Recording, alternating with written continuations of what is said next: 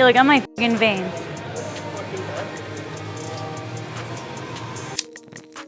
Stefi Cohen here. Welcome back. Today I'm going to be taking you through my workout and I'm going to show you a little bit about what I've been up to and the type of training that I'm doing as of now. As some of you guys know, I've been transitioning into boxing for the last year, but that doesn't mean that I'm not in the weight room. I'm still a powerlifter and a strength athlete at heart, and it's still a priority for me to come into the gym and lift heavy and maintain my hard-earned muscle that I've been building for the last 10 years. So as of now, I train in the weight room about 3 times per week. I try to do 1 upper body session, 1 lower body session, and 1 full body session, which is today. It's what I'm gonna be taking you guys through. So most of my sessions are around 45 minutes to an hour long. They're usually done in the afternoons after I've already boxed in the morning. And the main goal or the main aim for these sessions is to preserve strength and preserve muscle mass while at the same time helping me with my boxing. So a lot of single leg stands, exercises for my lower body, obviously a lot of unilateral work for my upper body as well that accentuates rotation and power translation from the legs into the arms, going through the torso. And then outside of that, always some kind of rehab type exercises, bicep and tricep exercises with slow eccentric to strengthen the tendons and maintain optimal health. And then exercises that challenge my range of motion in different planes, like an overhead tricep extensions and overhead presses to kind of counteract all of this plane motion that I've been doing in boxing. So don't want to bore you guys too much with me talking, so let's get straight into the workout. Follow me. We're gonna start this workout with some belt squat, hip focus. So for this, I'm actually gonna have my feet a little bit wider than normal, and I'm gonna focus on really sitting down onto my hips rather than letting my knees come forward, which uses more of your quads for that motion. I like holding underneath rather than over because it makes me use this less and makes me use my legs a little bit more. So for this rep scheme, we're gonna do 3 sets of 15 reps. I'm gonna do all high volume today.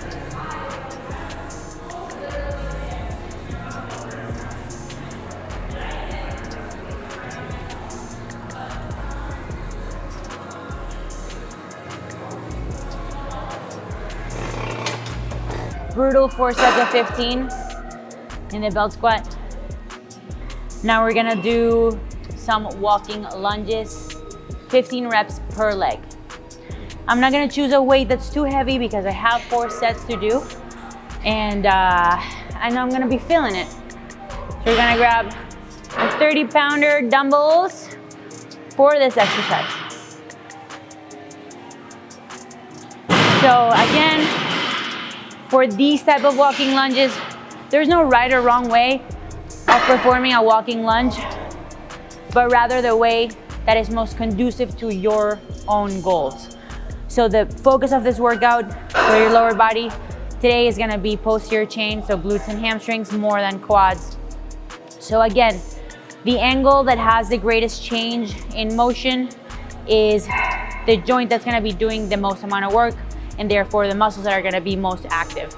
So if I wanted to use my quads the most, if you watch me from the side, and I do a squat and I bring my knees forward, this is the joint that's gonna exhibit the largest change in motion, so the quads are gonna be working harder. Now, if I shoot my hips backwards and I try to keep them in line, then the greatest angle arc of change is gonna be coming from my hips, which means that my glutes and my hamstrings are gonna be doing most of the work.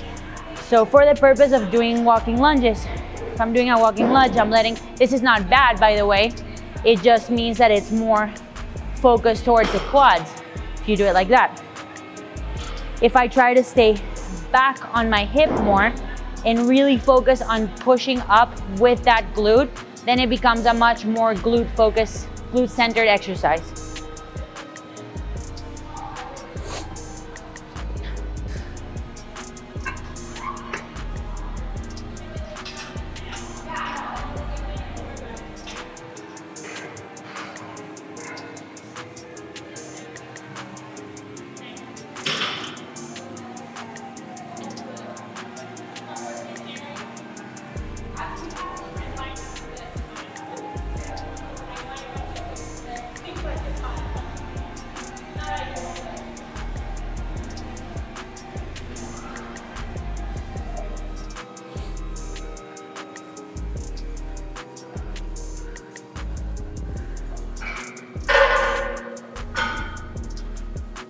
for our last lower body exercise for today.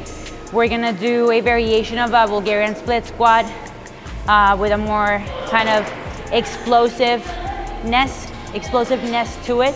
So it's gonna be a kind of like a single leg jump with reciprocated arm motion to develop speed and power in the legs. So it's gonna look something like this.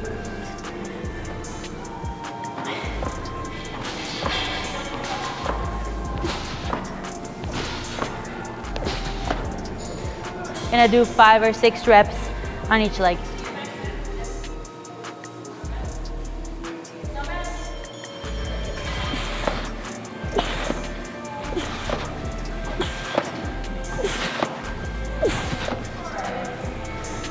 Key for that, try not to let your knees cave when you're dropping. Try to go through a full range of motion, focusing on exploding with the leg that's in front, trying to use the rear leg as little as possible. Commonly neglected position for a lot of strength athletes is the overhead position. You know, we very rarely train anything in this particular range of motion.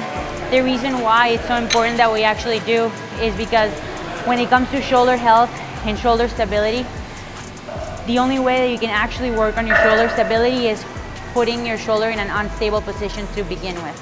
So this is most stable and this is least stable.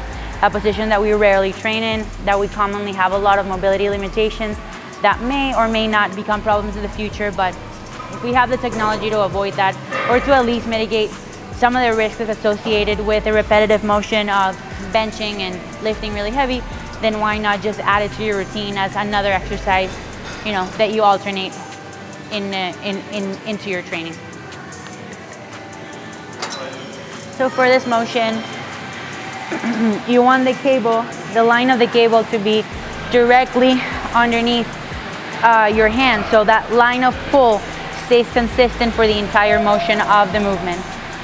So when you're in this position, what you want to do is you want to exaggerate a little bit of the lean towards the opposite side of the shoulder that's working, get a little bit of the stretch on your lats, and really try to accentuate that straight line from wrist to elbow to then shoulder.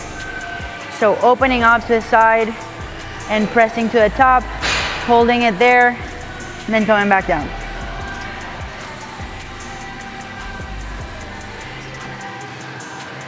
For the purpose of this workout, we're gonna be doing 3 sets of 15 reps per side. So once more, Caesar, stand here. Remember how important the line of pull is in order to maintain constant tension throughout the entire range of motion so that we can maximize our gains. Make sure you flare your lats. You're starting from a position where your elbow is already in line with your shoulder rather than here. You want to be up here and then pressing right from there, making sure that your armpit is flared out.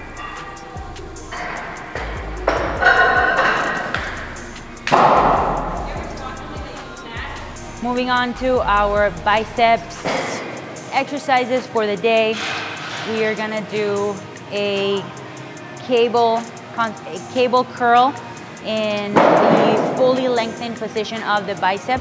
So what this means is your bicep is responsible for elbow flexion and supination. So in order to train it, we gotta start from in order to train it throughout its full range of motion, we start from a pronated angle and a fully extended angle into a supinated and fully flexed angle. Now there's different ways, different angles that you can work on the bicep. You can work it on its fully lengthened position, you can work it on its mid-range position, and you can work it on its fully shortened position. For the sake of this exercise, we're gonna be working on its fully lengthened position through its entire range of motion. So starting again with a pronated wrist, fully extended arm, into full flexion, supination. Now, in order to maintain constant tension in the full range of motion with the cable, there's no point on bringing the cable all the way up here, because if you follow the line, the trajectory of the cable at this point in time, there's no tension being exerted on the bicep, so there's no point on us even training in that particular motion. So as soon as gravity, or in this case, the tension of the cable stops exerting force into the bicep, that's the point that we can stop the movement. So we go from here to here.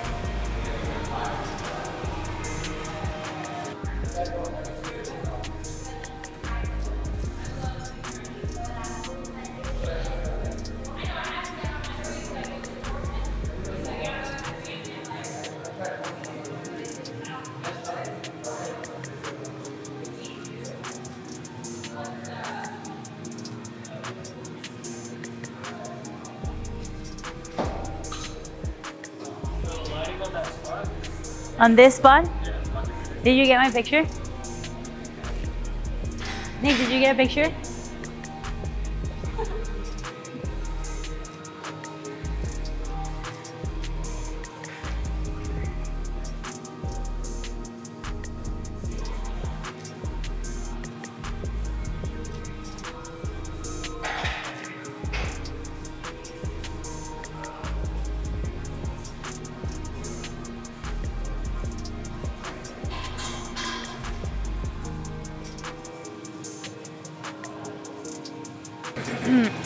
Final two exercises that we're gonna do today are gonna be shoulder exercises using the cable. It's my favorite method to train the shoulders.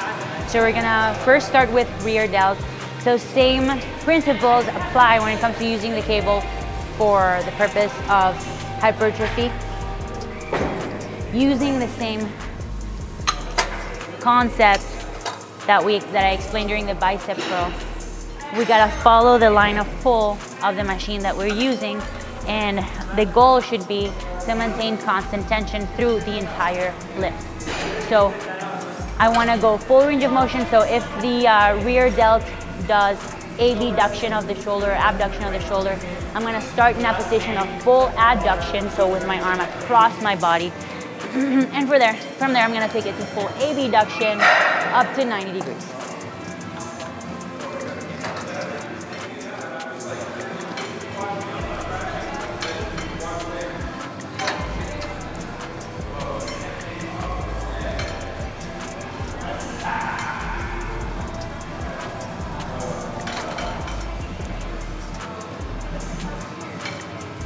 Final exercise for today, we're gonna train our front delts.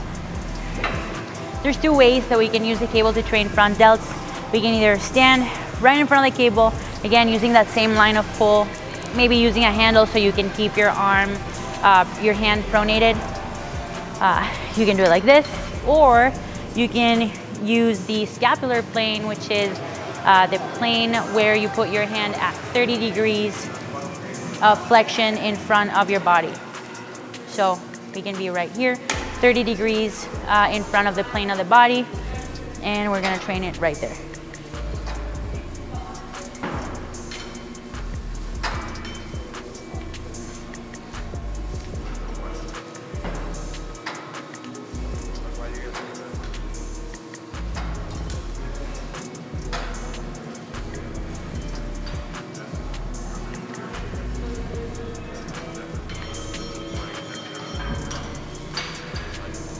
For this movement, it's okay to have your elbow slightly flexed or bent. You don't want to keep your elbow fully extended. Creates a lot of tension there on the ligaments on your elbow. So you want a slight bend, 30 degrees of flexion in front of your frontal plane to be on the scapular plane of motion.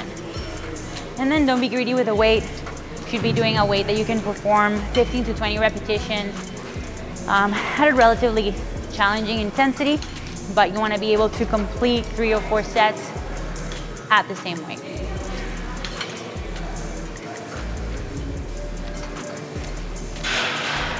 So I hope that was entertaining. I hope that you learned something new today. If you have any more comments, questions, or concerns, feel free to drop it down in the comment section below. And if you want to follow me at Stefi Cohen on Instagram and on YouTube.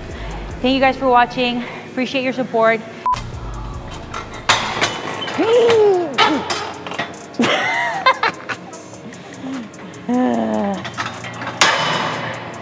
Yeah. That's how you don't do it. Thank you, Simon.